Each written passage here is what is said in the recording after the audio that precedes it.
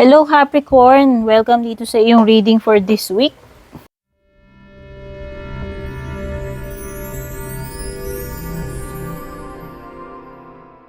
Thank you so much for dropping by para manood. And if you're new, don't forget to subscribe, like, follow. Patap na rin po yung bell icon dyan.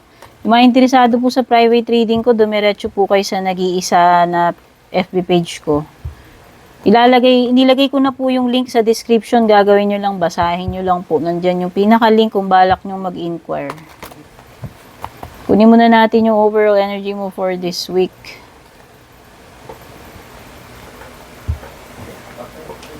At nakuha natin, wow, inspiration, begin now. Ito ay hudyat na simulan mo ning dapat mong simulan this week, Capricorn. Or you about to enter a new phase or cycle this week. O naman tong bagong panimula na to, ano naman tong paparating sa'yo, sisimulan mo. New chapter, no? At ang nakikita ko dito inspired ka. Ganado ka, no? Dito sa bagong chapter na ito or kung ano man yan.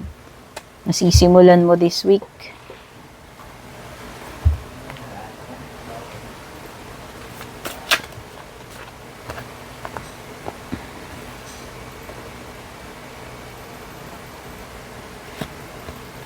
Meron kang spilled milk flag. Mother load. Cabin. Tsaka declaration. Uy.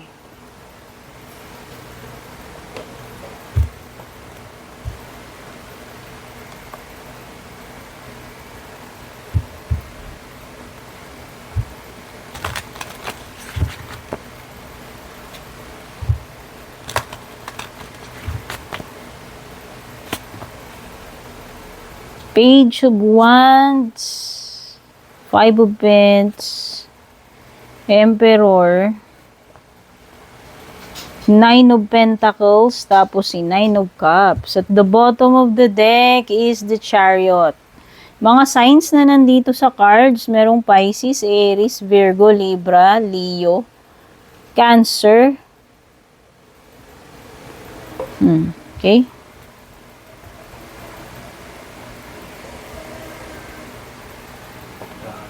Naku, ingat-ingat ka this week kasi baka may mga bagay kang pagsisihan. So, wag maging impulsive, mag-ingat din kasi accidents are bound to happen. Ayan, oh.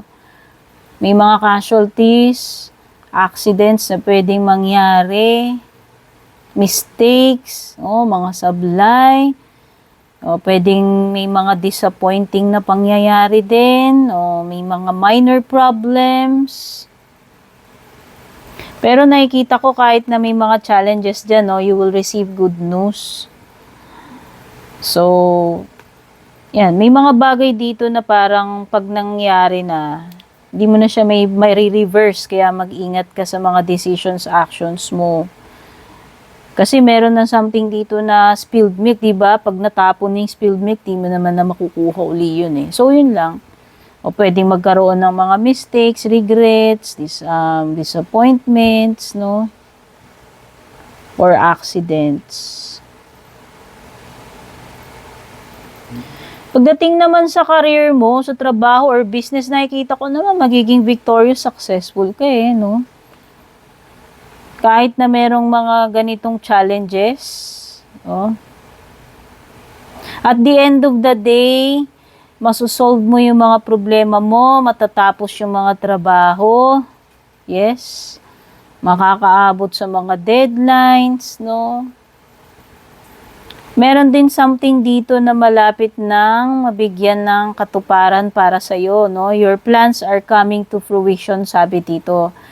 In relation to career, money, or business mo. So, may something na dito na malapit mo nang anihin or magbubunga ng maganda, positive result or outcome.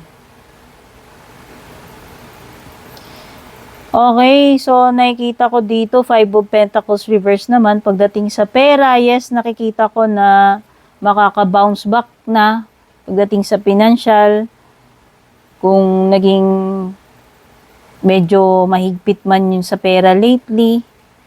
So, nakikita ko this is, ayan, meron ng mga makakapagbayad ng utang dito. Marirecover na yung pera, yung sales, kung may mga sales o yung marirecover na yung sales. Makakabawi na uli. Whether ikaw itong makakapagbayad, makakapag-settle ng mga bayarin, o may mga tao na magbabayad sa'yo, Pagdating naman sa bahay, sa family, wow, ganda. There's prosperity, jackpot, success, magandang fortune, having enough or plenty. Wow. So, umaapaw ang mga grasya, biyaya pagdating sa pamilya ninyo, in financial man yan or hindi, material man yan or hindi. Meron ding something na ma-accomplish ang family or a family member. Wow, yung iba dito, magandang source ng income to, o pwedeng negosyo or magandang trabaho, maganda yung salary. Meron ditong makakaswerte, makaka-jackpot, Or merong good news, successful na outcome. So, magagandang balita pagdating sa family sa bahay. Bastante secured kayo this week. Wala akong nakikitang problema pagdating sa material, pangangailangan o pera. So, ayan, Ang ganda, you are in a good position pagdating sa financial, sa material, sa family, all is well, Maayos pagdating sa pamilya, sa bahay. Pagdating naman sa love life mo, you have cabin, okay? Ito ay kalungkutan, pagiging detached. Baka no talk, no see, or pwedeng iba dito, single, alone, walang jowa, out in the cold. Either single ka, wala kang jowa, feeling lonely, or pwede namang may kasama ka, may jowa ka, karelasyon ka, pero parang feeling mo naman mag-isa, neglected, Mas worse yun, di ba? Okay lang single ka kasi alam mo naman na solo flight ka Pero yung may kakonek ka, may jowa ka, partner ka, o asawa ka, tas feeling mo mag-isa ka lang, di ba? Yun yung bad trip.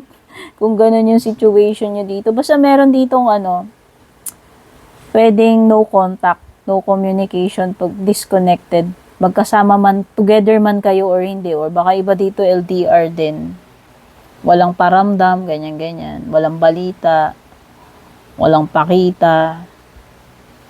Pero mostly na nasisense ko is energy ng pagiging single. Pero yun na nga, nakikita ko dito, kung malamig man yung love life mo, para sa mga single dito or alone, at least sa kadatungan naman, sa career naman, successful ka naman. Okay? Independent yan. Nakikita ko dito, marami kang pera, successful ka, independent ka. Siguro yun na lang ang kulang sa'yo, yung love life mo. Capricorn. At sa area naman ng hindi mo inaasahan, pwedeng may mga new contracts dito. Bagong kontrata pa parating. O baka business proposal, bagong project, or employment, kung nag-a-apply ka ng trabaho. O may mga rito, pirmahan, kasunduan, dokumento, legal matters, Yung nakikita ko Merong mga areglo, kasunduan, mga pipirmahan, consent, kontrata, legal matters na mga pipirmahan. Okay? Yun yung hindi mo inaasahan na darating this week. Okay, so nakikita ko dito kung ano man itong wini-wish mo dapat this week na mangyayari, pwedeng hindi pa matuloy mangyari yan or matanggap Okay. Siguro yun, related siya dun sa related sa mga legal matters, papeles, documents, o baka may delay lang, some kind of delay. Or pwedeng hindi ka lang satisfied or happy dun sa pinaka magiging desisyon, resulta, or kasunduan. Tingnan na natin yung, okay, Chariot, munti ko na makalimutan sa bottom ng deck mo. Ang ibig sabihin nito is success. Marireach mo yung goal mo, magkakaroon ng magandang outcome or conclusion yung situation dito. Tingnan na natin yung closing message for you, Capricorn. Nahugot natin ay autumn equinox. Wala ko alam sa mga ganito. Basahin na lang natin yung message. The seeds that were sown have sprouted and fulfilled their purpose. Now you have the ability to share with others. Wow! Meron naman palang harvest time. Magbubunga na ng maganda kung ano man itong mga itinanim mo na to at itong mga blessings na to ay ibabahagi mo rin sa iba. Okay? Time shared together is the greatest gift. Take this opportunity to feast upon that which you have accomplished. So, yun na nga, may success, accomplishment, sharing with your friends and family, ano man itong success na to or blessing na natanggap mo. Affirmation, I share with those I love. So, yan yung mga messages for you, Capricorn. Sana makatulong sa yung reading. Don't forget to share, like, comment na rin. Take care, babush.